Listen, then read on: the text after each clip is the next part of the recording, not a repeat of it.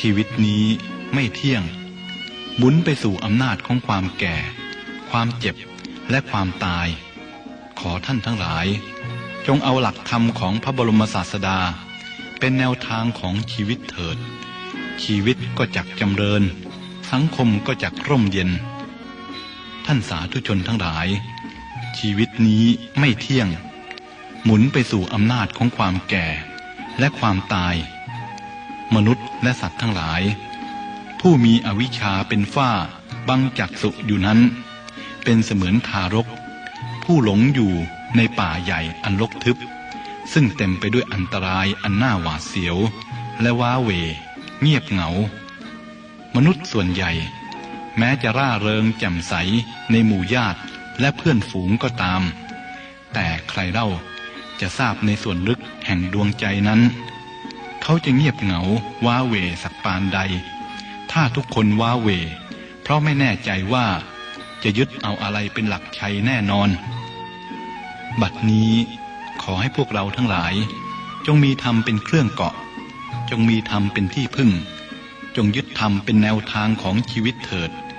โดยเฉพาะความรักและความเสน่หาอาลัยไม่เคยเป็นที่พึ่งจริงจังให้แก่ใครได้มันเป็นเสมือนตอผุจะล้มลงทันทีเมื่อถูกคลื่นซัดสายธรรมะเป็นสิ่งสำคัญที่สุดในชีวิตมนุษย์แม้ว่าเขาจะอยู่ในเพศใดภาวะใดการกระทำที่นึกขึ้นภายหลังแล้วต้องเสียใจนั้นพระบรมศาสดาทรงสอนให้เว้นเสียเพราะฉะนั้น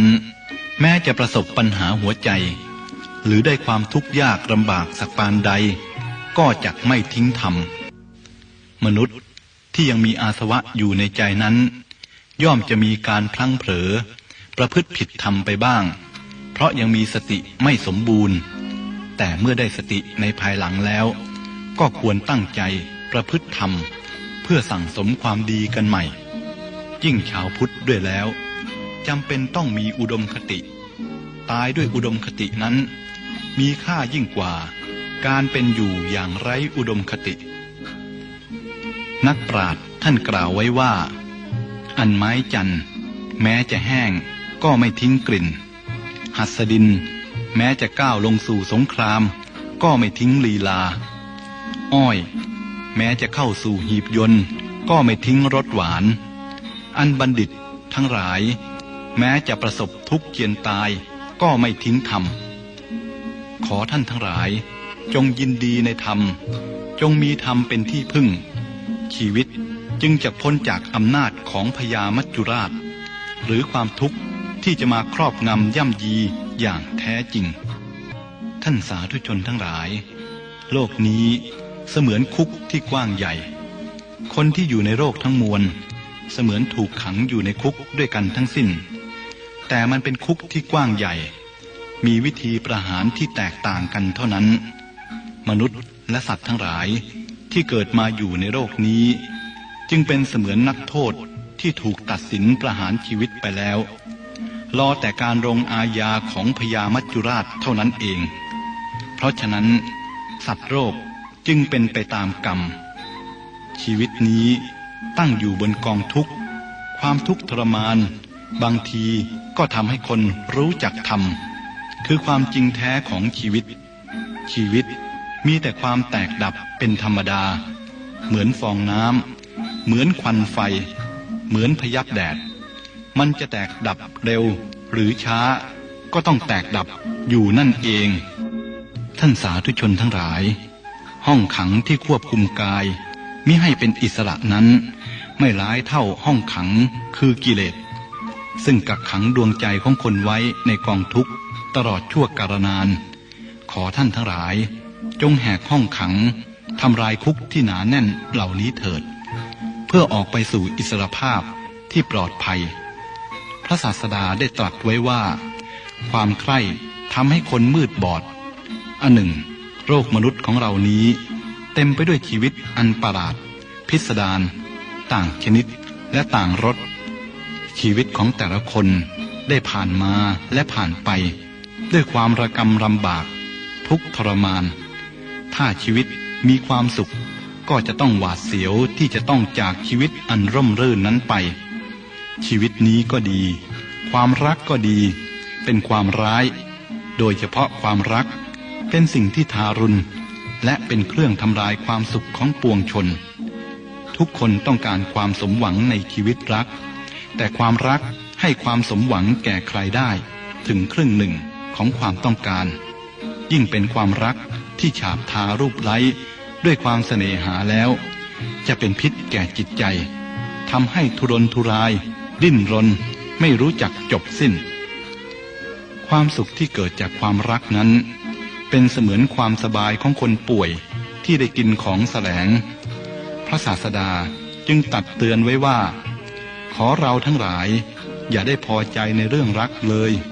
เมื่อหัวใจถูกรูปไร้ด้วยความรักหัวใจนั้นจะสร้างความหวังขึ้นอย่างเจิดจ้าและทุกครั้งที่เราหวังความผิดหวังจะรอคอยเราอยู่เพราะฉะนั้นอย่าหวังอะไรให้มากนักจงมองดูชีวิตอย่างผู้ที่กำลังศึกษาและเรียนรู้อย่าวิตกกังวลอะไรล่วงหน้าชีวิตนี้เป็นเสมือนคลื่นซึ่งก่อตัวขึ้นแล้วก็ม้วนตัวเข้าหาฝั่งแล้วแตกกระจายเป็นฟองฝอยจงยืนมองดูชีวิตเหมือนคนที่ยืนมองดูอยู่บนฝั่งมองดูเกลียวคลื่นในมหาสมุทรฉะนั้นพระศาสดาได้ตรัสไว้ว่าร่างกายนี้อาดูลไม่สะอาดเปื่อยเน่าผุพังซึ่งคนส่วนมากชอบคิดถึงเป็นที่ปรารถนาอย่างยิ่งของคนเขาร่างกายนี้เป็นนครแห่งกระดูกที่มีเนื้อและเลือดเป็นเครื่องฉาบทาเป็นที่อาศัยของเพลิงทุกข์คือความแก่และความตายเป็นที่ตั้งแห่งกองกิเลสคือการถือตัวถือตนและการดูหมิ่นผู้อื่นเป็นรังแห่งโรคนานาชนิดมีความตายเป็นที่สุดพระพุทธองค์จึงทรงให้เราทั้งหลายได้แสวงหาธรรมเป็นที่เกาะแสวงหาพระธรรมเป็นที่พึ่งอย่าได้แสวงหาโลกียรมณ์เลยมันเป็นเสมือนยาพิษที่เคลือบด้วยน้ำตาลเพียงนิดหน่อยแล้วก็แทรกยาพิษไว้มากมายความใคร่นั้นเมื่อเกิดย่อมเกิดเพราะอาศัยร่างกายอันน่าเบื่อหน่ายนี้ความรักเป็นหลุมพรางอันสำคัญที่ดักไว้สำหรับการตกการจมแห่งสัตว์ทั้งหลายความรักมีรูปเสียงกลิ่นสัมผัสเป็นเครื่องมือเมื่อดักผู้ใดได้แล้วย่อมย่ำยีห้ำหั่นเบียดเบียนเสียดแทงให้เจ็บช้ำระกำไปจนตายในที่สุดอันธรรมดาบุคคลนั้นเมื่อแสดงบทรักย่อมไม่ต้องการบุคคลที่สามแต่เมื่อต้องแสดงบทโศกเพราะความรักเป็นเหตุนั่นแหละเขาจึงต้องการบุคคลที่สามสี่ห้าและต่อไปไม่มีที่สิ้นสุดท่านทั้งหลายความรักความใคร่ช่างชาญฉลาดในการลวงล่อให้ไปติดเสียนี่กระไรด้วยเหตุนี้พระบรมศาสดาจึงทรงสั่งสอนให้เราทั้งหลายได้แสวงหาพระธรรมเป็นที่พึ่งแห่งชีวิตไม่ปล่อยใจให้ลุ่มหลงไปในความงามอันยียวนอารมณ์ซึ่งไม่ได้ด้วยจักษุวิถีทางแห่งชาวโลกมุ่งมั่นได้ตามปรารถนาไม่ได้คำนึงถึงพยันอันตรายที่อยู่รอบด้านว่าจะเป็นอย่างไรสังคมของมนุษย์จึงมีแต่ความเบียดเบียนกันจึงมีแต่ความเข็นฆ่าราวีกันความเกิดขึ้นแห่งกิเลสตัณหาเป็นความเกิดขึ้นแห่งทุกข์ความทุกข์มีสาเหตุมาจากกิเลสตัณหาเป็นแดนเกิดและจะดับก็ต้องดับเหตุนั้นเพิ่งดูจากความร้อนเมื่อไฟยังลุกโพลงอยู่ความร้อนหาได้ดับไปไม่แต่ถ้าต้องการให้ความร้อนดับต้องดับไฟซึ่งเป็นมูลเหตุนั้นฉันใดความทุกข์ก็ฉันนั้นเป็นความร้อนแห่งชีวิตพระศาสดาทรงกล่าวว่าเพลิงคือกิเลสคือราคะบ้างโทสะบ้างโมหะบ้างเป็นเหตุแห่งความทุกข์ทรมานหรือมิฉะนั้นก็คือเพลิงทุกข์ตามธรรมชาติคือความแก่ความเจ็บความตายเป็นเหตุให้เกิดทุกข์ทางใจ แก่ผู้ที่ยังมีตัณหาอุปาทานยึดมั่นถือมั่นในตัวตนอยู่ผู้เข้าใจในหลักครองชีวิตเมื่อประสบทุกข์จึงต้องนำทุกข์นั้นขึ้นวิเคราะห์ว่ามีความทุกข์มาจากอะไรแล้วทำลายสาเหตุแห่งทุกข์นั้นเสียทุกข์ทั้งปวงก็ดับไปนี้เป็นแนวทางที่ถูกต้องไม่เสียเวลาเปล่าและมีผลคุ้มค่าน่าอัศจรรย์ท่านที่ใคร่ในธรรมทั้งหลายความลืมตัวมัวเมาเป็นสัญลักษณ์สำคัญประการหนึ่งของมนุษย์เขาไม่เคยหวนคิดถึงความลำบากยากเย็นที่ร่วงมาแล้วและบางทีก็เป็นความจงใจที่ไม่อยากจะคิดถึงมันเลยเพราะมันอาจจะทำให้จิตใจของเขาสลดหดหู่และอาจจะทำให้เขามัวเมาไม่เต็มที่โดยเฉพาะความทุกข์ยากของคนอื่นด้วยแล้วใครเล่าจะอาทรนักหนาความรู้สึกที่ว่ารู้รักษาตัวรอดเป็นยอดดีนั้นได้ฝังแน่นในคนบางกลุ่มและด้วยความรู้สึกอันนี้ทำให้เขาเหล่านั้นไม่ยอมเสี่ยงภัยกับอะไรทั้งสิ้นที่เป็นเหตุให้เขาต้องลำบากแม้มันจะเป็นผลดีแก่สังคมมนุษย์สักเพียงใดก็ตามจึงทำให้มนุษย์ส่วนมากหาทางรักษาตัวรอดอย่างเห็นแก่ตัวที่น่าบัดสีที่สุดผลของการรู้สึกและฝังแน่นอันนี้ทำให้มนุษย์เอาเปรียบกันรังเกียจกันด้วยชาติโคตรตระกูลและยศศักดิ์ต่างๆซึ่งเป็นความจริงสิ่งเหล่านี้แหละที่ทำให้มนุษย์เหินห่างจากความเป็นมนุษย์มากขึ้นทุกทีขอท่านทั้งหลายจงยังความเมตตากรุณาให้เกิดขึ้นในดวงใจแผ่ไปยังเพื่อนมนุษย์และสัตว์ทั้งหลายถือภาษิตที่ว่ามือที่ให้ใจที่บริสุทธิ์วาจาที่ไพเราะจิตที่เปี่ยมล้นไปด้วยจิตเมตตาชีวิตที่พึ่งพาอาศัยซึ่งกันและกันซื่อสัตย์ต่อกันสิ่งเหล่านี้แหละจะเป็นเครื่องผูกพันสังคมมนุษย์ให้พบสันติสุขได้อย่างแท้จริงท่านนักปฏิบัติธรรมทั้งหลายผู้ที่จะบรรลุผลประโยชน์อันยิ่งใหญ่นั้นต้องมีความพยายามทำสิ่งที่บุคคลอื่นทำได้ยากสละสิ่งที่บุคคลอื่นสละได้ยากอดทนต่อสิ่งที่บุคคลอื่นทนได้ยากเอาชนะต่อสิ่งที่บุคคลอื่นเอาชนะได้ยากจึงจะสามารถบรรลุประโยชน์อันยิ่งใหญ่ที่เราพึงได้พึงถึงโดยเฉพาะพระธรรมอันแดนเกษมจากความทุกข์อย่างแท้จริงสิ่งที่เราทั้งหลายควรใช้โยนิโสมนสิการนั้นก็คือว่าสังสารวัฏคือการเวียนว่ายเวียนเกิดในภพน้อยภพใหญ่นี้เป็นสิ่งที่ยืดยาวจนหาเบื้องต้นและในที่สุดไม่พบอวิชชาความไม่รู้จริงตัณหาความทยานอยากอุปาทานความยึดถือในความมีตัวตนสำคัญว่าเป็นสิ่งถาวรกรรมคือการกระทำที่ถึงพร้อมด้วยความตั้งใจสิ่งเหล่านี้แหละที่เป็นชนวนทำให้สัตว์แล่นไปสู่ความเกิดแล้วเกิดอีกในกองกิเลสและกองทุกข์ทั้งปวงท่านผู้ใคร่ธรรมทั้งหลายจะต้องมีความเพียรความพยายามในการที่จะควบคุมจิตใจไม่ปล่อยใจให้ระเริงหลงไปตามกระแสของตัณหามีสติสัมปชัญญะในการรู้สึกตัวทั่วพร้อมในการที่จะก้าวไปข้างหน้าในการที่จะถอยกลับมาข้างหลังยังความพอใจให้เกิดขึ้นในการกระทำความเพียรประคองตั้งจิตไว้ในส่วนที่เป็นกุศลไม่ให้จิตตกไปสู่อำนาจของความหลงและความมัวเมาความเฉื่อยชาและความเกียจคร้านมีความพยายามอยู่เป็นนิจชีวิตก็จะพบกับพระธรรมอันเป็นที่ดับสนิทแห่งกองทุกข์ได้อย่างแท้จริงพระศาสดาทรงสอนให้เราทั้งหลายพึงตั้งตนอยู่ในความไม่ประมาทเรื่องร้ายที่เกิดขึ้นในชีวิตมนุษย์มักจะเกิดขึ้นในเวลาที่บุคคลนิ่งนอนใจเสมอเมื่อเราหวาดระแวงในเรื่องใดในสิ่งใดคนเราก็ย่อมระมัดระวังในสิ่งนั้นและหาทางป้องกันในสิ่งนั้นในเรื่องนั้น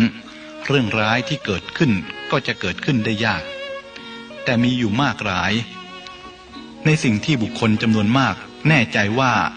มันจะไม่เป็น ก็มักจะเป็นให้ดูเสมอเพราะฉะนั้นเมื่อมีเหตุร้ายเกิดขึ้นพระพุทธองค์จึงมักจะไม่โทษใครแต่ทรงชี้โทษไปว่านั่นเป็นโทษของวัฏสงสารด้วยเหตุนี้แหละหลักธรรมที่ดีที่สุดที่ควรยึดถือเป็นหลักแห่งชีวิตก็คือความไม่ประมาทชีวิตคือการเดินทางเมื่อยังไม่ถึงจุดหมายปลายทางเราก็อย่าพึงประมาทหรืออย่าพึงวางใจว่าอันตรายจะไม่เกิดขึ้นต่อเมื่อชีวิตเข้าถึงฝั่งแล้วคือชีวิตของพระอรหันต์เจ้าทั้งหลายได้จอดเทียบท่าพระนิพพานแล้วเชื่อแน่ว่าปลอดภัยเราทั้งหลายจึงค่อยวางใจเพราะฉะนั้นท่านผู้ใฝ่ธรรมทั้งหลายจงยังความเพียรพยายามด้วยความระมัดระวังสำรวมให้ยิ่งขึ้นเพื่อที่เราจะได้บรรลุพระธรรมอันเกษมในการที่จะเอาชนะความทุกข์ทั้งปวงแห่งชีวิตได้อย่างแท้จริงเมื่อยามโชคร้ายย่างกลายเข้ามาในชีวิตอะไรก็ดูเหมือนจะขัดข้องไปหมดคนที่เคยรักก็คลายรักคนที่เคยภักดีก็หนีห่างมนุษย์ส่วนมากมุ่งมองที่จะกระทำแต่ในสิ่งที่จะเป็นประโยชน์แก่ตนในปัจจุบันและเล็งผลเลิศในอนาคตการที่ได้ไร้เสียซึ่งประโยชน์แก่ตนดังกล่าวแล้วแม้จะเป็นประโยชน์แก่ส่วนรวมสักปานใดก็จะมีใครเล่าที่จะยินดีสมัครใจอย่างจริงใจอย่างมีผลตอบแทนน้อยที่สุดหรืออย่างไม่ต้องการผลตอบแทนเลยไม่มีเรื่องอะไรที่จะทำให้มนุษย์ขัดใจกันจองเวรฆ่าฟันกันยิ่งไปกว่าเรื่องผลประโยชน์ที่ขัดกันท่านสาธุชนทั้งหลายชีวิตนี้มีความยุ่งยากสับสนวิตกกังวลเป็นเรื่องยากที่จะรู้ที่จะเข้าใจได้โดยตลอดเรามีชีวิตอยู่เพื่ออะไรการรบราฆ่าฟันและการแข่งกันเป็นใหญ่เป็นโตบนกองเลือดกองกระดูกนั้นมีสาระประโยชน์อะไรแก่ชีวิตบ้างความสุขใจชั่วแร่นความเพลิดเพลินที่ได้รับมาโดยทิ้งความทุกข์ทรมานให้แก่ผู้อื่นนั้นเป็นการให้ความยุติธรรมแก่ชีวิตทั่วไปเพียงพอแล้วหรือมนุษย์และสัตว์ทั้งหลายเป็นเพื่อนร่วมทุกข์ร่วมเกิดร่วมแก่ร่วมเจ็บและร่วมตายในที่สุดทุกคนเป็นเสมือนนักโทษที่ถูกตัดสินประหารชีวิตไปแล้วรอแต่การลงอาญาของพญามัจจุราชเท่านั้นเราควรที่จะยังความเมตตากรุณาให้บังเกิดขึ้นในสรรพสัตว์ทั้งหลายโดยทั่วไปไม่เบียดเบียนผู้อื่นให้ได้รับความเดือดร้อนเรารักความสุขเกลียดความทุกข์ฉันใดคนอื่นก็ฉันนั้นผู้รักตนควรหรือที่จะเบียดเบียนผู้อื่นการสร้างความทุกข์ความเดือดร้อนให้แก่ผู้อื่นนั้นเป็นความกล้าหาญหรือความขลาดกลัวกันแน่ผู้กล้าหาญควรสละชีพตนเพื่อรักษาชีพของผู้อื่นแต่ถ้าการร้างผลาญชีวิตของผู้อื่นเพื่อสงวนชีพของตนเป็นการถูกต้องแล้วโลกของเรานี้ก็คงเป็นลานมิกสัญญีที่ชุ่มโชกไปด้วยเลือดและน้ำตาอย่างแท้จริงพระผู้มีพระภาคเจ้าทรงเตือนมิให้เราประมาทมัวเมาในวัยและชีวิตในความไม่มีโรคควรประพฤติพรหมจรรย์รีบประพฤติธรรมเสียโดยไม่ต้องรอคอยจนถึงวัยชราแล้วจึงค่อยตั้งหน้าทำความดีประพฤติพรหมจรรย์เพราะเมื่อถึงเวลานั้นเข้ามามือเท้าอาจจะไม่เอื้ออำนวยให้ขวนขวายเพื่อที่จะทำความดีแต่พอเริ่มทำความดีไปได้ไม่เท่าไรความตายก็จะมาถึงเสียแล้วท่านสาธุชนทั้งหลายทัศนะเกี่ยวกับโรคคือหมู่ชนนี้พระผู้มีพระภาคทรงแสดงไว้ว่าคนทุกคนถูกชราดึงเข้าไปหาความตายอยู่ทุกวันทุกคืนไม่ยั่งยืนโลกคือหมู่สัตว์ไม่มีผู้ต้านทานไม่มีผู้ป้องกันโลกนี้พร่องอยู่เป็นนิดไม่รู้จักอิ่มไม่รู้จักเบื่อเป็นทาสแห่งตัณหาแม้จะมีมากด้วยทรัพย์สมบัติแต่ในที่สุดทุกคนก็ต้องละทิ้งสิ่งทั้งปวงไปมหาอำนาจทั้งสามคือความแก่ความเจ็บและความตายมีความสัมพันธ์กันอย่างใกล้ชิดมีอำนาจย่ำยีบีบคั้นมนุษย์ทั้งโลก ให้ยินยอมไม่มีทางหลีกเลี่ยงมนุษย์และสัตว์ทั้งหลายในโลกไม่รู้จักอิ่มเป็นทาสแห่งตัณหาแม้จะเป็นจอมราชันผู้สูงศักดิ์เพียบพร้อมไปด้วยอิสระราชบดีมีข้าทาสบริวารมากมายในปัตตภีมหาศาลนี้อะไรที่พระองค์ทรงประสงค์แล้วจะไม่ได้เป็นไม่มีแต่สิ่งซึ่งมีอำนาจเหนือพระองค์อยู่ก็คือความดิ้นรนพระองค์เป็นผู้มีอำนาจแต่ความดิ้นรนมีอำนาจเหนือพระองค์และทุกคนก็ตกเป็นทาสแห่งตัณหาอย่างเดียวกันถ้าเราไม่รีบดับตัณหากันเสียบ้างมันก็จะฉุดกระชากลากให้เราถูรูถูกังไปตามอำนาจของมันมนุษย์ส่วนใหญ่ยอมให้ตัณหามีอำนาจเหนือตนยอมเป็นทาสกิเลสอย่างไม่มีทางหลีกเลี่ยงไม่มีข้อทักท้วงท่านสาธุชนทั้งหลายความสุขเล็กๆน้อยๆที่เราได้รับจากตัณหาก็เป็นเพียงรางวัลอันเล็กน้อยที่นายผู้เหี้ยมโหดทารุณเป็นผู้หยิบยื่นให้เพื่อเป็นเหยื่อล่อเราไว้ใช้อีกต่อไปนายคือกิเลสจึงเป็นนายที่ทารุณกว่าผู้ทารุณใดๆเพราะมันทำให้เราระหกระเหินบอบช้ำและทุกข์ทรมานอยู่วันแล้ววันเล่าครั้งแล้วครั้งเล่าโดยไม่มีทางหยุดหย่อนผ่อนพักขอท่านทั้งหลายจงทำความเพียรให้ถึงในสิ่งที่ควรได้ควรถึงเพื่อให้บรรลุในสิ่งที่ควรบรรลุเพื่อทำให้แจ้งจนสามารถเอาชนะตัณหาอุปาทานอันเป็นที่ดับสนิทแห่งกิเลสและกองทุกข์ในปัจจุบันโดยทั่วกันเถิดชีวิตทุกชีวิตเริ่มต้นและลงท้ายเหมือนกันไม่ว่าจะเป็นชีวิตของเศรษฐีหรือยาจกของมหาราชาหรือของคนต่ำต้อยคือเริ่มต้นและลงท้ายก็ได้เสียงคร่ำครวญและเมื่อลืมตาขึ้นดูโลกเป็นครั้งแรกมนุษย์ก็ร้องไห้และเมื่อจะหลับตาลาโลกเขาก็ร้องไห้อีกหรืออย่างน้อยก็เป็นสาเหตุให้คนอื่นร้องไห้เด็กร้องไห้พร้อมด้วยกำมือแน่นเป็นสัญลักษณ์ว่าเขาเกิดมาเพื่อจะหน่วงเหนี่ยวยึดถือแต่เมื่อจะหลับตาลาโลกนั้นทุกคนแบมือออกเหมือนเตือนให้ผู้อยู่เบื้องหลังสำนึกและเป็นพยานว่าเขาไม่ได้เอาอะไรไปได้เลยเหตุการณ์ในชีวิตเป็นครูที่ดีที่สุดเท่าที่มนุษย์จะหาได้เป็นบทเรียนที่มนุษย์ต้องจดจำโดยไม่ต้องท่องเลยแม้แต่น้อยบทเรียนจากตำราเป็นเรื่องที่จะต้องท่องจำจึงจะจำได้และเมื่อจำได้แล้วเราก็ต้องพยายามทบทวนเพื่อไม่ให้ลืมแต่บทเรียนจากชีวิตเป็นเรื่องที่เราจำได้โดยไม่ต้องท่องและพยายามจะให้ลืมเสียแต่ก็น้อยนักที่เราลืมได้นี่คือลักษณะการแห่งบทเรียนจากชีวิตคำสั่งสอนของท่านผู้ใหญ่ส่วนมากหรือแทบทั้งหมดทีเดียวได้มาจากบทเรียนแห่งชีวิตทั้งสิ้นจึงเป็นสิ่งที่มีคุณค่าต่อชีวิตอย่างหาประมาณไม่ได้ชีวิตคละเคล้าไปด้วยความสมหวังและผิดหวังความสุขความทุกข์รอยยิ้มและคราบน้ำตาความชื่นสุขความเจ็บช้ำสิ่งเหล่านี้ทำให้ชีวิตเป็นชีวิตที่สมบูรณ์ทุกครั้งที่เราผิดหวังเราจะเข้าใจชีวิตและโลกดีขึ้นความผิดหวังที่รุนแรงแม้จะทำให้เราชอกช้ำแต่ก็มีส่วนช่วยให้เราเข้าใจชีวิตเข้าใจความรู้สึกอันลึกล้ำของผู้อื่นมิฉะนั้นแล้วบางทีเราอาจจะถูกหลอกอยู่ร่ำไปความผิดหวังหากเราไม่ยอมคุกเข่าให้แก่มันมากเกินไปบางทีและมักจะเป็นเช่นนั้นเสมอคือช่วยเสริมสร้างให้เรามีหัวใจอันแข็งแกร่งที่จะต่อสู้กับอุปสรรคและความผิดหวังที่จะมีมาอีกข้างหน้าเหล็กที่ผ่านไฟแล้วเป็นเหล็กกล้าแข็งกว่าและคมกว่าเหล็กธรรมดาน้ำที่ผ่านน้ำแข็งแล้วจะเป็นน้ำเย็นชีวิตที่ผ่านอุปสรรคและความผิดหวังมามากทำให้เจ้าของชีวิต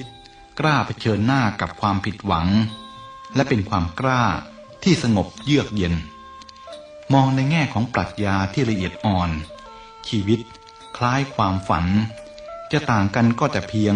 เป็นความฝันในระยะยาวเท่านั้นมองในมุมกลับความฝันก็คือชีวิตจริงในระยะสั้นบุคคลผู้ขึ้นถึงความจริงข้อนี้แล้วย่อมคลายความยึดมั่นถือมั่นลงได้บ้างก็จะมีอะไรหรือที่เราควรยึดมั่นถือมั่นในเมื่อความหวังต่างๆของมนุษย์เราเป็นเสมือนภาพที่ลอยมาในอากาศเมื่อภาพนั้นยังไม่ถึงมือเราจะแน่ใจได้อย่างไรว่าจะเป็นของเราเมื่อถึงมือเราแล้วเราก็นึกว่า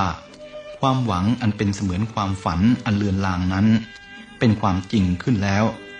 แต่อะไรเล่าคือความจริงสิ่งที่เราพากันยึดมั่นว่าเป็นความจริงในวันนี้จะยังคงเป็นความจริงตลอดไปหรือในเมื่อโลกนี้เต็มไปด้วยความเปลี่ยนแปลงดวงใจของพวกเรายังแน่นอัดไปด้วยความลังเลสงสัยและความไม่รู้ว่าอะไรจะเกิดขึ้นภายหน้า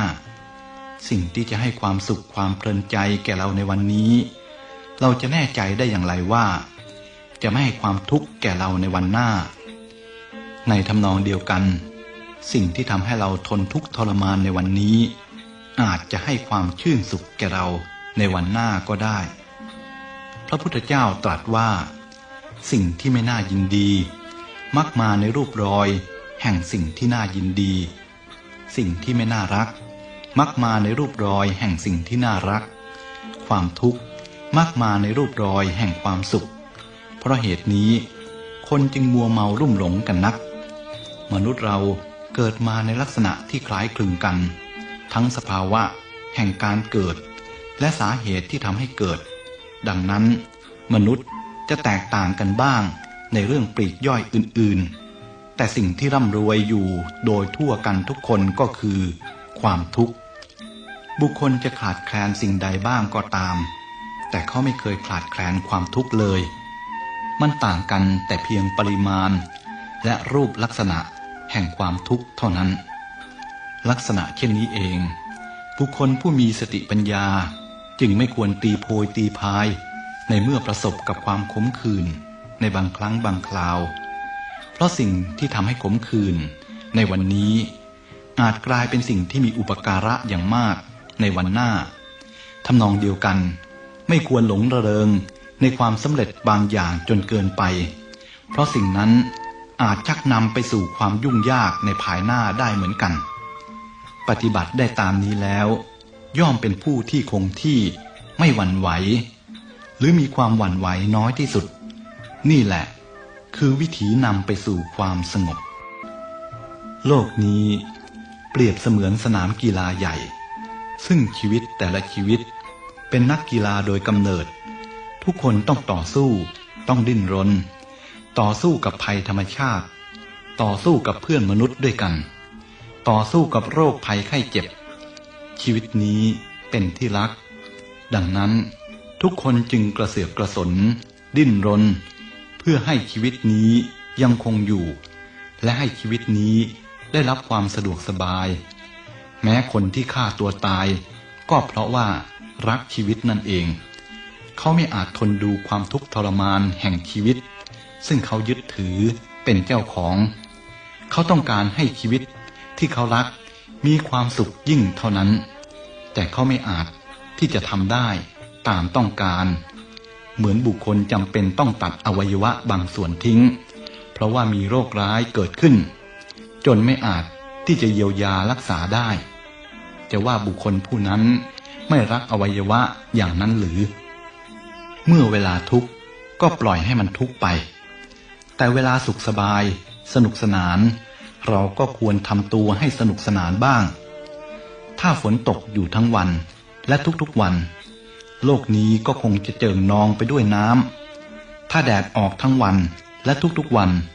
โลกนี้ก็จะแห้งเกรียมจนมนุษย์เราอยู่ไม่ได้นี่เพราะฝนตกบ้างแดดออกบ้างเราจึงอยู่ได้อย่างทุกวันนี้อีกอย่างหนึ่งเมื่ออากาศอบอ้าวร้อนจัดแสดงว่าอีกไม่ช้าฝนก็จะตก เมื่อฝนตกเสียหาใหญ่แล้วอากาศก็จะปลอดโปร่งแจ่มใสน่าอภิรมย์ชมชื่นชีวิตเป็นแบบเดียวกันนี้บทเรียนเรื่องศิลปะในการจูงใจผู้อื่นให้มีความคิดเห็นคล้อยตามความคิดเห็นของเราต้องทำอย่างนุ่มนวลและเป็นไปพร้อมด้วยความเห็นอกเห็นใจผู้อื่นมิใช่ทำด้วยความอวดเก่งและประณามแนวคิดของผู้อื่นว่าเป็นความคิดที่ผิดหรือชั่วร้ายใช้ไม่ได้คนเราทุกคนล้วนมีทิฏฐิมานะด้วยกันคนละมากๆทั้งสิ้นเขาจะดื้อรั้นยิ่งขึ้นถ้าเราขาดความเห็นอกเห็นใจและประณามว่าความคิดเห็นของเขาผิดและเราแสดงความเกลี้ยกล่อมพยายามพิสูจน์ให้เห็นความผิดความบกพร่องของเขาเมื่อมีความคิดเห็นที่ขัดแย้งเกิดขึ้นเกี่ยวกับเรื่องใดเรื่องหนึ่งเราไม่สามารถที่จะเอาชนะผู้อื่นได้ด้วยวิธีขัดแย้งอย่างรุนแรงและดูถูกเหตุผลของอีกฝ่ายหนึ่งทั้งนี้เพราะคนที่จำใจต้องเชื่อในสิ่งที่เขาไม่เชื่อนั้นความคิดเห็นของเขาจะไม่เปลี่ยนแปลงเลยถ้าเราโต้แย้งอย่างรุนแรงพูดให้อีกฝ่ายหนึ่งเจ็บใจและเถียงอย่างไม่ลดลาวาศอกเราอาจจะประสบชัยชนะในบางครั้งแต่มันเป็นชัยชนะที่ว่างเปล่าทั้งนี้เพราะด้วยวิธีการอันนี้เราจะไม่สามารถได้รับไมตรีจิตจากอีกฝ่ายหนึ่งได้เลยความไม่เข้าใจต่อกันจะไม่สามารถระงับได้ด้วยการโต้แย้งที่ขาดความระมุนระไม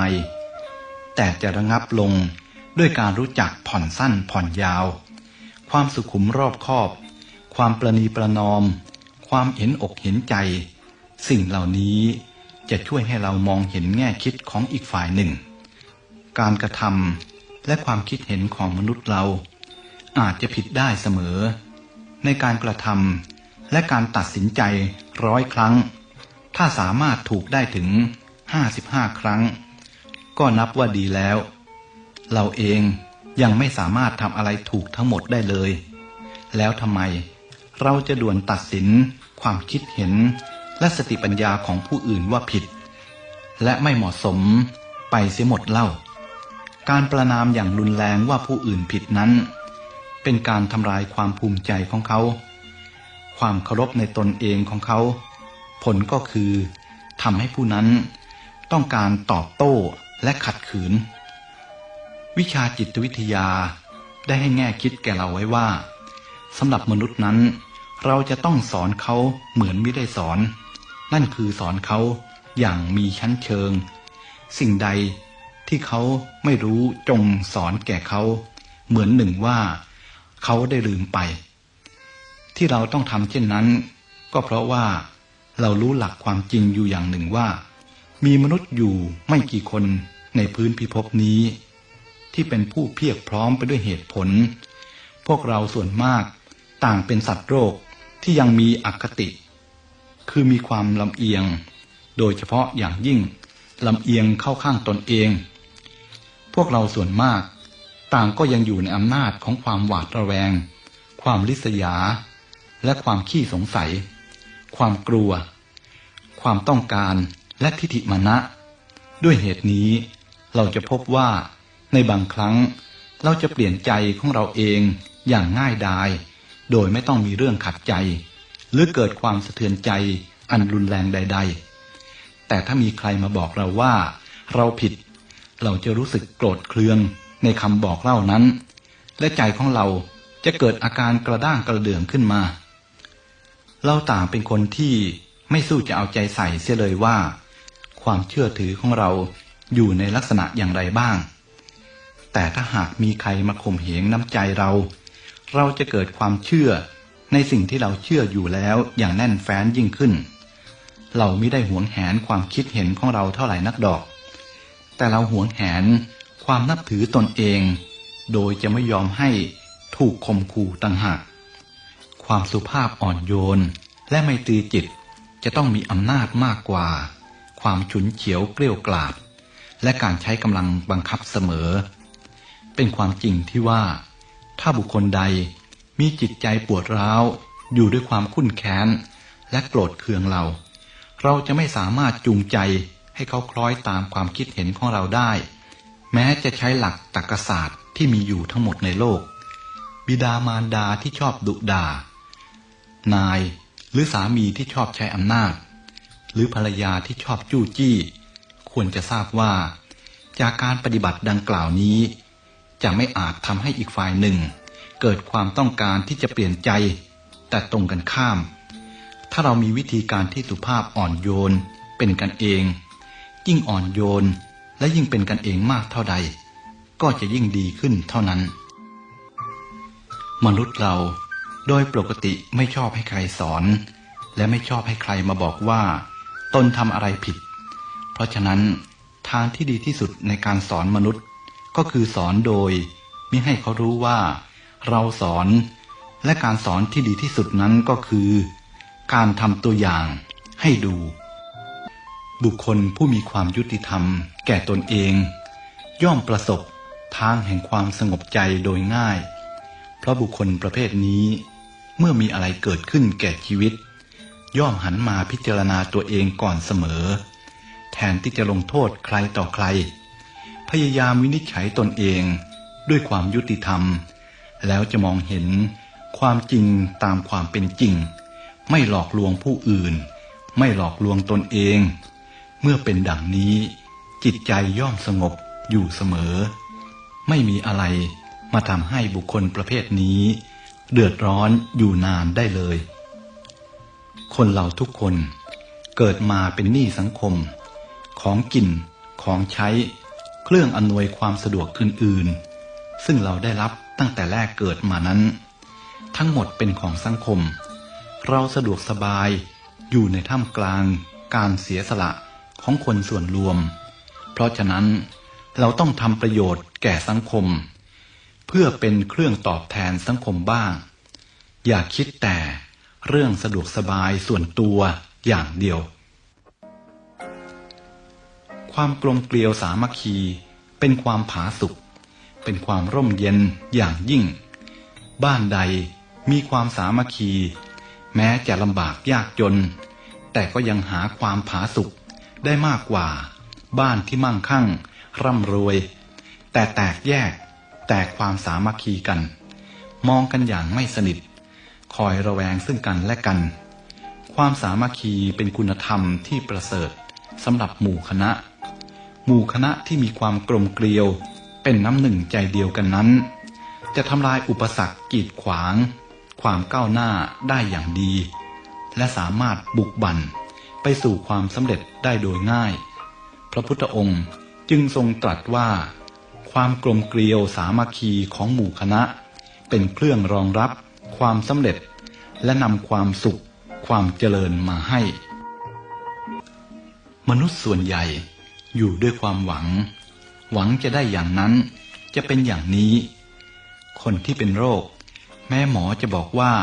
โรคนี้ไม่มีโอกาสหายในชีวิตนี้แต่คนที่เป็นโรคก็ยังหวังว่าจะหายสักวันหนึ่งแต่โรคที่รบกวนอยู่ทุกวันคือโรคของกิเลสจะมีใครที่ใดบ้างไหมหวังว่าตนจะหายจากโรคนี้มันมีผลร้ายแรงยิ่งกว่าโรคสามัญมากนัก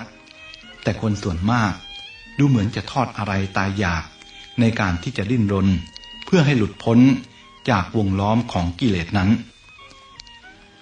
เมื่อเราจะทำอะไรสักอย่างหนึ่งก็จะมีอำนาจอยู่2 อย่างในตัวเราต่อสู้กันก่อน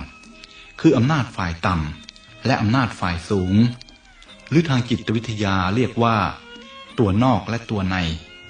ทั้งสองนี้มักจะมีความเห็นขัดกันอยู่เสมอฝ่ายหนึ่งเห็นว่าควรทำอีกฝ่ายหนึ่งจะเห็นว่าไม่ควรทำโดยเฉพาะเรื่องสำคัญด้วยแล้วทั้งสองฝ่ายจะขัดแย้งกันอย่างมากก่อนที่บุคคลผู้นั้นจะตกลงใจทำอย่างใดอย่างหนึ่งลงไปถ้ายอมแพ้แก่อำนาจฝ่ายต่ำก็จะทำอะไรลงไปตามอำนาจกิเลสตัณหาถ้าเอาชนะฝ่ายต่ำได้ยอมตนให้อยู่ในความคุ้มครองของอำนาจฝ่ายสูงก็จะทำด้วยจิตใจที่สูงในขณะที่รู้จักผิดชอบชั่วดีการทำอะไรด้วยอำนาจฝ่ายต่ำชักนำนั้น มักจะมีความเพลิดเพลินในเบื้องต้นแต่จะให้ความเสียใจในภายหลังเพราะอำนาจฝ่ายต่ำมักจะเกิดขึ้นในขณะที่มีอารมณ์ยั่วยวนส่วนอำนาจฝ่ายสูงเกิดขึ้นเพราะเหตุผลอารมณ์ที่ยั่วยวนทำให้คนดื่มด่ำในอารมณ์นั้นจึงให้ความเพลิดเพลินในเบื้องต้นอบายมุขและของเสพติดที่ให้โทษทุกอย่างมีความยั่วยวนและมีรสเมาอยู่ในตัวทั้งสิ้นอารมณ์ของคนเราเป็นสิ่งสำคัญมากคนจะเป็นคนดีหรือจะเป็นคนร้ายก็อยู่ตรงที่เอาชนะอารมณ์ตัวที่ขัดกับเหตุผลได้หรือไม่ไฟที่เกิดจากไม้ไม่ว่าชนิดใดย่อมมีเปลวแสงและสีเหมือนกันฉันใดบุคคลผู้ฉลาดมีความเพียรพยายามรู้จักกีดกันบาปด้วยหิริแม้จะเกิดในตระกูลต่ำก็อาจเป็นบุรุษอาชาไนยได้ชีวิตไม่มีใครลิขิตได้พระพรหมก็ลิขิตไม่ได้ตัวบุคคลนั่นเองเป็นผู้ลิขิตชีวิตของตนเองคนทุกคนมีทางให้เลือกเดินคนละหลายๆทางแล้วแต่จะเลือกเอาเพราะฉะนั้นชีวิตจะดีหรือเลวก็แล้วแต่การกระทำของบุคคลผู้เป็นเจ้าของชีวิตนั้น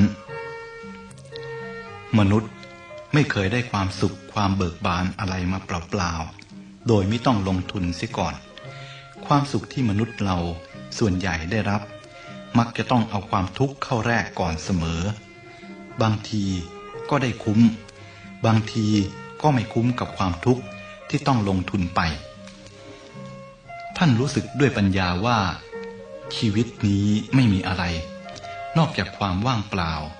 และความทุกข์ทรมานที่มนุษย์และสัตว์ทั้งหลายผู้เกิดมาแล้วจำต้องทนแบกไปเหมือนแบกศิลาก้อนใหญ่ไปบนเส้นทางชีวิตยิ่งไปไกลมากเท่าใดก็ยิ่งหนักและเหน็ดเหนื่อยมากเท่านั้นมิใช่เพราะความดีดอกหรือที่ทำให้ท่านต้องระลึกถึงใครคนหนึ่งอยู่มิเว้นว่างมิใช่เพราะสายสัมพันธ์ทางใจอันค่อยๆก่อตัวขึ้นทีละน้อยแล้วกระชับเกลียวของมันอย่างแน่นหนาดอกหรือที่ทำให้ท่านต้องตกอยู่ในภาวะจำยอมแบกภาระอันทั้งหนักและเหน็ดเหนื่อยทั้งไม่รู้เบื้องปลายว่าจะสิ้นสุดลงเมื่อใดมิใช่เพราะความดีของเขาดอกหรือที่ทำให้ท่านเคยยิ้มทั้งน้ำตาเคยละหกละเหินจากที่หนึ่งสู่ที่หนึ่งเพียงเพื่อได้เห็นเขาได้ฟังเสียงเขาให้เขาได้ปลอบประโลมใจเมื่อท่านเศร้าให้เขาได้พลอยชื่นชมเมื่อท่านสุขมารดาได้เคยหลั่งน้ำตาที่ละคนด้วยปิติสุขเพราะความดีของลูกบิดาเคยทิ้งขวดสุราและกิริยาเสเพพอระลึกถึงคุณความดีของลูกแล้วยิ้มให้กับโลกอย่างอ่อนหวานบุตรธิดาได้เคยมีดอกไม้ธูปเทียนในมือพลางคุกเข่าลงเบื้องบุรพาคแห่งฉายาลักษณ์ของท่านผู้บังเกิดเกล้า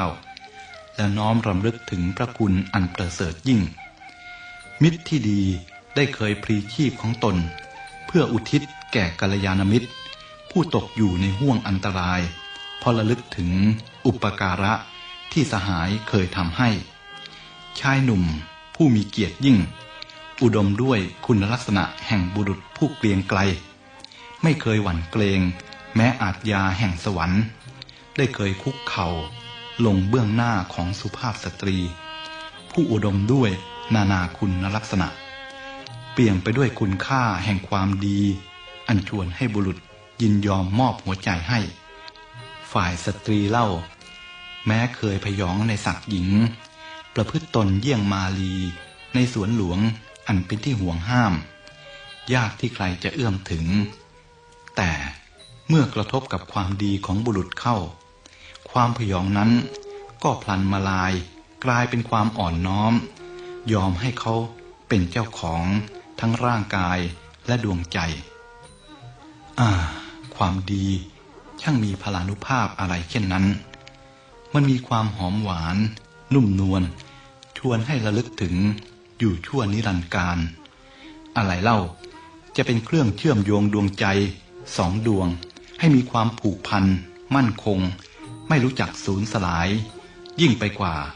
ค่าของคุณงามความดีแม้ความตายมาพรากร่างกายไปแต่คุณงามความดีที่ฝังใจอยู่มิอาจจะถูกพรากไปด้วยได้ดอกไม้มีสันฐานดีสีงามแต่ไร้กลิ่นจะมีคนชื่นชมไปนานสักเท่าใดชีวิตที่ไร้คุณงามความดีเป็นเครื่องประดับก็เป็นเช่นดอกไม้นั้นอะไรเล่าจะเป็นที่ตั้งแห่งความบันเทิงสุขเมื่อระลึกถึงเสมอด้วยคุณงามความดีมันก่อให้เกิดความปราโมทย์เป็นเครื่องโสรสสงดวงจิตให้ผ่องใสประหนึ่งสายวารีไหลผ่านซอกศิลาพาเอาความชุ่มเย็นติดมาให้กับผู้ที่ลงอาบชุ่มฉ่ำก็ปานกันน้ำท่วมไม่ได้ไฟไหม้ไม่มอดโจรนำไปไม่ได้ก็คือคุณงามความดีนี่เองหอมไปทั้งตามลมและทวนลมยั่งยืนยิ่งกว่าสวยงามยิ่งกว่าสถาปัตยกรรมใดๆในโลกนี้คนทั้งหลายทั่วๆไปคิดถึงแต่ร่างกายชีวิตหวงแหนแต่ร่างกายและชีวิตให้ปลอดภัยจากโรคจากการกระทำร้ายของศัตรูภายนอกแต่ศัตรูภายในคือกิเลสซึ่งห้ำหั่นย่ำยีตนมาเป็นเวลาอันยืดยาวนั้นมิค่อยได้คำนึงถึงในทะเลชีวิตนี้มนุษย์และสัตว์ทั้งหลายทนลำบากมาชาติแล้วชาติเล่าพบแล้วพบเล่ามาไม่รู้จักเท่าใดการที่จะยอมลำบากเสียสักครั้งเดียวแล้วไม่ต้องเกิดมาลำบากอีกในชาติต่อๆไปนั้นเป็นสิ่งที่คนคิดกันน้อยและค่อนข้างกลัวตราบใดที่กิเลสยังอยู่กับตนก็ยังเกิดอยู่ร่ำไปและการเกิดบ่อยๆนั้นเป็นความทุกข์บางครั้งบางชาติอาจจะเผลอพลั้งตกลงไปในอบายย่อมได้รับทุกข์ทรมานแสนสาหัสคนที่ไม่ยอมทนทุกข์เล็กๆน้อยๆจะต้องได้รับทุกข์ใหญ่คอยอยู่เบื้องหน้าแต่มนุษย์ส่วนใหญ่ก็ยังยอมที่จะนำตนเข้าไปพัวพันผูกมัดกับพันธกรณีต่างๆเหล่านั้นสิ่งที่ได้รับตอบแทนมากก็คือความเหน็ดเหนื่อยกระหืดกระหอบความบอบช้ำทั้งร่างกายและวิญญาณมนุษย์ส่วนใหญ่ยอมให้ตัณหามีอำนาจเหนือตนยอมเป็นทาสกิเลสอย่างไม่มีที่หลีกเลี่ยงไม่มีข้อทักท้วงท่านสาธุชนทั้งหลายความสุขเล็กๆน้อยๆที่เราได้รับจากตัณหาก็เป็นเพียงรางวัลอันเล็กน้อยที่นายผู้เหี้ยมโหดทารุณเป็นผู้หยิบยื่นให้เพื่อเป็นเหยื่อล่อเราไว้ใช้อีกต่อไปนายคือกิเลสจึงเป็นนายที่ทารุณกว่าผู้ทารุณใดๆเพราะมันทำให้เราต้องระหกระเหินบอบช้ำและทุกข์ทรมานอยู่วันแล้ววันเล่าครั้งแล้วครั้งเล่าโดยไม่มีทางหยุดหย่อนผ่อนพักขอท่านทั้งหลายจงทำความเพียรให้ถึงในสิ่งที่ควรได้ควรถึงเพื่อให้ได้บรรลุในสิ่งที่ควรบรรลุเพื่อการกระทำให้แจ้งจนสามารถเอาชนะตัณหาอุปาทานอันเป็นที่ดับสนิทแห่งกิเลสและกองทุกข์ในปัจจุบันโดยทั่วกันเถิด